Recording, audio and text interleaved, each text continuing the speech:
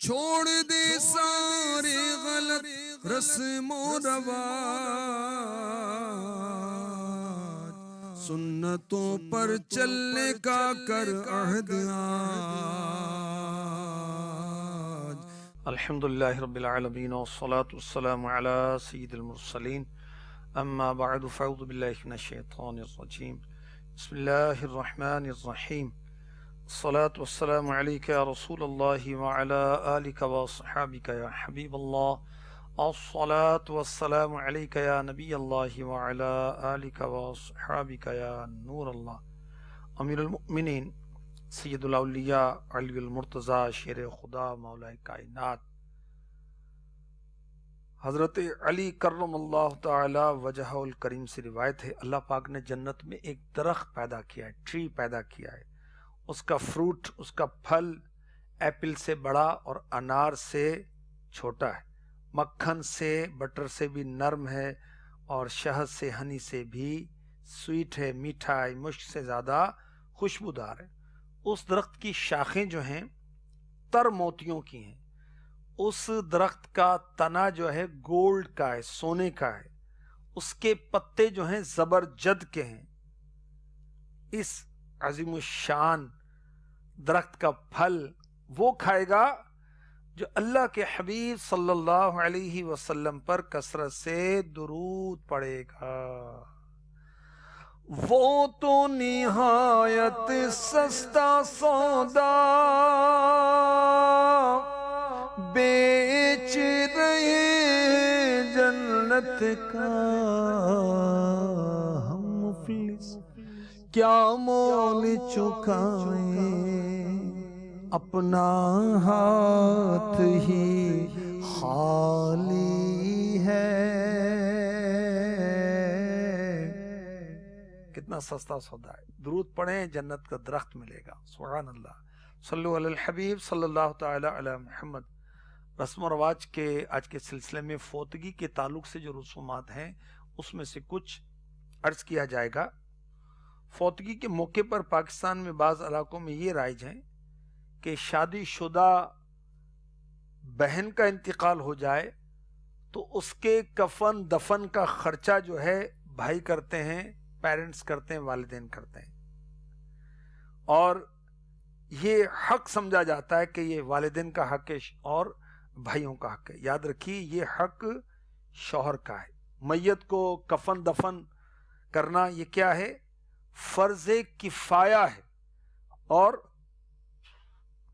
میت نے مال چھوڑا تو اس میں سے بھی کر سکتے ہیں، خاندان کا دوسرا فرد بھی کر سکتا ہے، اور خاندان میں کوئی بھی کفن دینے والا نہیں ہے تو کوئی مسلمان بھی دے دے، فرض کفایہ ادا ہو جائے گا۔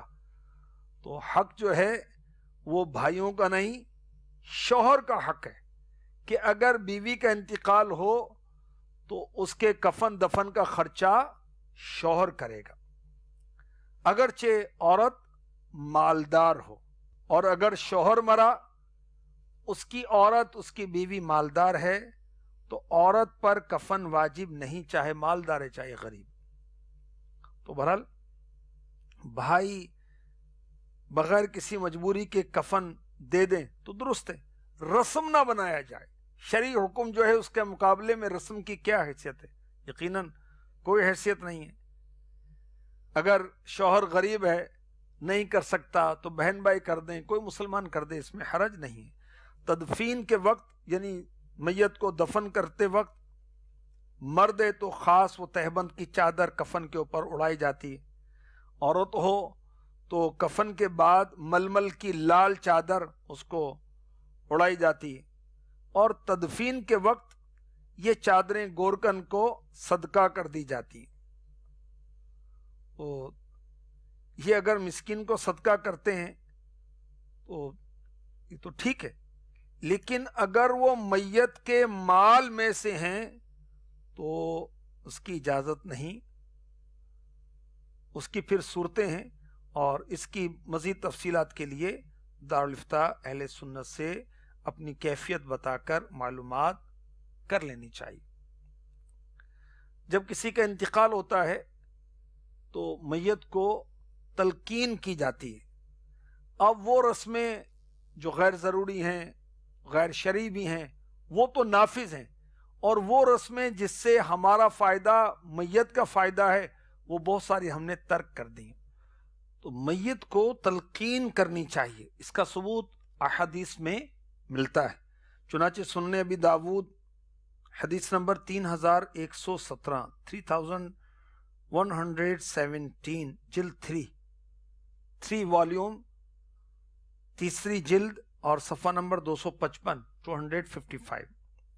حضرت سیدنا ابو سعید خدری رضی اللہ تعالی عنہ سے مروی ہے، حضور پر نور شاہ غیور صلی اللہ علیہ وآلہ وسلم نے ارشاد فرمایا، اپنے مرنے والوں کو کلمہ طیبہ کی تلقین کرو۔ میرے آقا علیہ الصلوۃ والسلام نے ارشاد فرمایا۔ اس حدیث کے تحت یہ کہا گیا کہ میت کو بعد دفن کلمے کی تلقین کرو، قبر پر کلمہ پڑھو، یا قبر کے سرحانے آذان کہہ دو، کیونکہ امتحان کا وقت ہے۔ آذان میں نکیرین، جو قبر میں 2 فرشتے آتے ہیں، منکر اور نکیر، اجنبی اور وحشت ناک، آگ جیسی دیگیں، آگ برساتی آنکھیں دیکھ کی مانند، کالے کالے بال زمین تک لٹک رہے، اور اپنے دانتوں سے زمین کو چیرتے ہوئے مردے کے پاس آتے ہیں اور جھڑک بٹھاتے ہیں، کرخت سخت لہجے میں سوالات کرتے ہیں، ما ربک ما دینک ما کنت تقول فی حق ھذا الرجل، تیرا دین کیا ہے، تیرا رب کون ہے؟ اور نبی پاک علیہ الصلوۃ والسلام کی صورت مبارکہ دکھائی جاتی کہ ان کے بارے میں تیرا کیا خیال ہے، تو کیا کہتا ہے۔ تو اذان میں مفتی احمد یار خان نعیمی رحمۃ اللہ تعالی علیہ فرماتے ہیں، نکیرین کے سوالات کے جوابات موجود ہیں، اس سے میت کے دل کو تسکین ہوتی ہے اور شیاطین دور ہوتے ہیں۔ اگر اللہ نہ کرے قبر میں آگ ہے تو اذان کی برکت سے، تلقین کی برکت سے بجھے گی۔ پیدائش کے وقت بچے کے کان میں اذان دی جاتی ہے، دل کی گھبراہٹ ہو تو اذان دی جاتی ہے، آگ لگ جائے تو اذان دی جاتی ہے، جنات کا غلبہ ہو تو اذان دی جائے، یہ سنت ہے۔ جو مر رہا ہے، مر چکا ہے، دونوں کو تلقین کرنی چاہیے، اور دفن کرنے کے بعد اذان بھی دی جاتی ہے، جس کا اس سے ثبوت ملتا ہے۔ اور حضرت علامہ شامی امام ابن عابدین رحمۃ اللہ تعالی علیہ یہ فرماتے ہیں کہ مرنے والوں کو کلمے کی تلقین کریں، اس کی تائید فرماتے ہیں۔ تو بہرحال قبر کے پاس دفن کرنے کے بعد واپس آنے سے پہلے میت کے لیے استغفار کی جائے، دعا کی جائے۔ ابو داؤد شریف کی حدیث پاک ہے، حضرت سیدنا عثمان ابن عفان رضی اللہ تعالی عنہ مروی ہے کہ رسول ذیشان محبوب رحمان صلی اللہ علیہ وسلم جب میت کو دفن کر کے فارغ ہو جاتے، وہاں کھڑے ہو کر فرماتے، اپنے بھائی کے لیے استغفار کرو، یعنی بخشش کی، مغفرت کی دعا کرو، اس کے لیے ثابت قدمی کی دعا مانگو، کیونکہ اب اس سے سوالات ہوں گے۔ دنیاوی امتحان کی تیاریاں تو کرتے ہیں، دیگر بہت تیاریاں کرتے ہیں، قبر کی تیاری، قبر کے امتحان کی تیاری خوش نصیب ہی کرتے ہیں۔ اللہ تعالی ہمیں یہاں بھی کامیاب فرمائے، وہاں بھی کامیاب فرمائے۔ میں قبر اندھیری میں گھبراؤں گا جب تنہا، میں قبر اندھیری میں گھبراؤں گا جب تنہا، امداد میری کرنے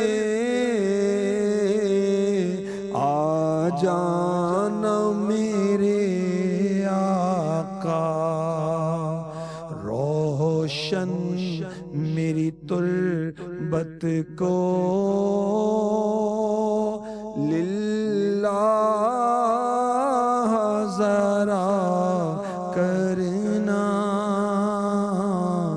جب وقت نظر آئے دیدار عطا کرنا۔ تو ہمارے ہاں رواج ہے لیکن سب جگہ اس کا عرف نہیں ہے، سب اس کو سمجھتے نہیں ہیں کہ دفنانے کے بعد قبر کے پاس کھڑے ہو کر کچھ پڑھتے ہیں، اصالہ ثواب کرتے ہیں، قرآن پڑھتے ہیں اور درود شریف پڑھتے ہیں، میت کے لیے دعا کرتے ہیں۔ تو یہ کرنا چاہیے۔ بہت سارے لوگ بہت جلدی وہ تدفین کے بعد واپس پلٹ جاتے ہیں، بلکہ نماز جنازہ پڑھ کر ہی واپس ہو جاتے ہیں، اور قریبی جو میت کے رشتہ دار ہوتے ہیں وہی تدفین میں شامل ہوتے ہیں۔ یاد رکھیے مدنی چینل کے ناظرین، عاشقان رسول، زندوں کی دعاؤں سے مردوں کو فائدہ ہوتا ہے، صدقات و خیرات اس کی طرف سے کیا جائے اس کو فائدہ ہوتا ہے۔ اور یاد رکھیے کہ قبر پر ختم قرآن کرنا یہ بھی اچھا کام ہے، اور اگر قبر پر کوئی فقہی مسائل بتائے جائیں اور اس کا ثواب میت کو پہنچایا جائے تو یہ بھی اچھا کام ہے، اچھی بات ہے۔ حضرت سیدنا سعید بن عبداللہ ازدی علی رحمۃ اللہ الکوی بیان کرتے ہیں کہ حضرت سیدنا ابو امامہ باہلی رضی اللہ تعالی عنہ کے پاس ان کی نزا کے وقت میں حاضر ہوا، روح جو ہے بدن سے نکل رہی ہے، تو حضرت سیدنا ابو امامہ باہلی رضی اللہ تعالی عنہ نے فرمایا، اے سعید جب میں فوت ہو جاؤں میرے ساتھ وہ معاملہ کرنا جس کا حکم نبی پاک صاحب الاولاق صلی اللہ تعالی علیہ وسلم نے ارشاد فرمایا۔ آپ کا ارشاد ہے جب تمہارا کوئی مسلمان بھائی فوت ہو جائے، اسے مٹی دے چکو، تو تم میں سے ایک شخص قبر کے سرہانے کھڑے ہو کر کہے، اے فلاں بن فلانا، وہ سنے گا جواب نہ دے گا، پھر کہے اے فلاں بن فلانا، وہ سیدھا ہو کر بیٹھ جائے گا، پھر کہے اے فلاں بن فلانا، وہ کہے گا ہماری رہنمائی کرو، اللہ پاک تم پر رحم فرمائے گا، مگر تم اس کی بات نہیں سن سکتے، پھر کہے اذکر ما خرجت علیہ من الدنیا شہادت ان لا الہ الا اللہ ان محمد رسول اللہ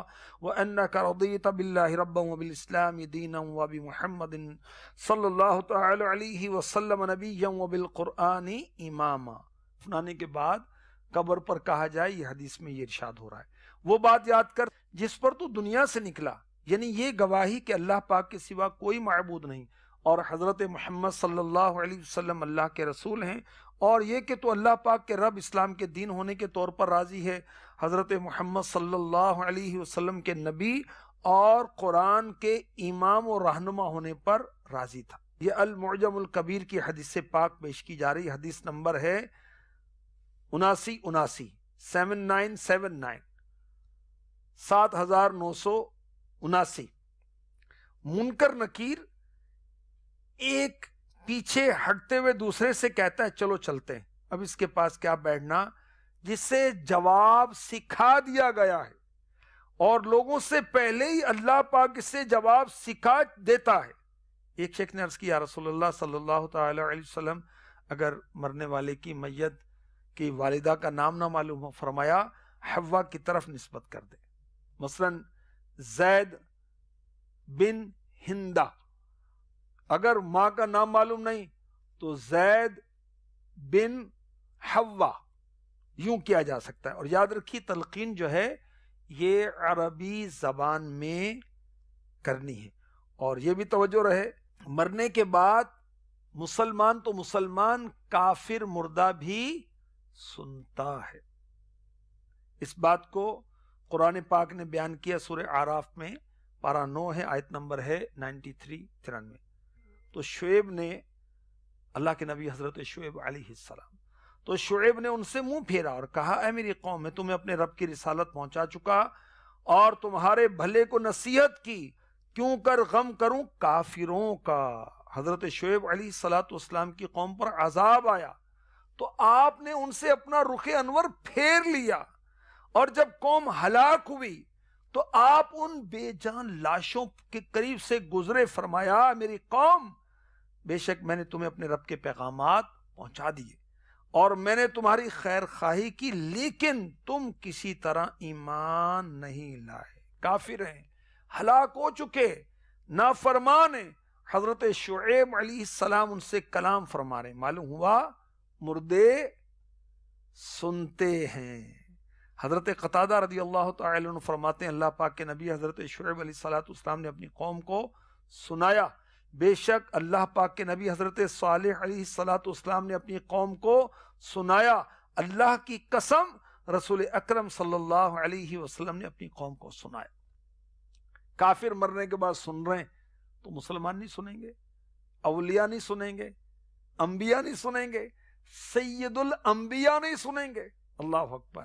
اعلی حضرت نے تو بڑی پیاری بات ارشاد فرمائی, واللہ وہ سن لیں گے فریاد کو پہنچیں گے, اتنا بھی تو ہو کوئی, اتنا بھی تو ہو کوئی, جو آہ کرے دل سے, اتنا بھی تو ہو کوئی.